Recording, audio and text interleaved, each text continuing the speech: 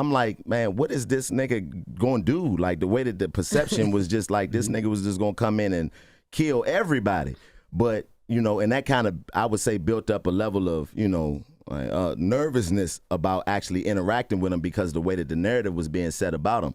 But me being the type of person I am, after a certain point, I was just like, man, whatever, you know, whatever it's going to be, it's going to be.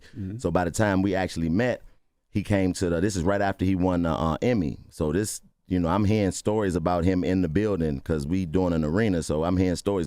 Katt showed up with the Emmy and a Louis Vuitton bag. Katt was smoking 2 cigarettes at the same time. And it was just like, man, where is this nigga? I got to find him and say hello. So my creative process, I walk around and talk to myself and get my jokes together. I don't really write shit down. I don't know if that was a good or positive interaction or not, but, you know, that's what it was. And then we ended up having a conversation sitting outside of the hotel. He just happened to be walking his dog, and I talked to him, and this nigga's brilliant, and he showed nothing but love. He was gracious in every aspect and letting us know that, you know, letting me know at that time how much of a fan he was and how much he appreciated what I had brought to the show and the elements of the show that, you know, I reminded him of himself at that time. So just like I said, I've been blessed in the game that when I've met the OGs, they've embraced me. You know what I'm saying? So being as though he did that interview, I just look at it like he told his truth. If you take something, you can, you know, it depending on who it is. Now, if it's somebody that I have a relationship with or that I know, then we got a problem because you blatantly being disrespectful. But I've seen people do my stuff all the time, but it don't bother me because I'm not restricted to that joke that you took. Right. It was just a part of what it is that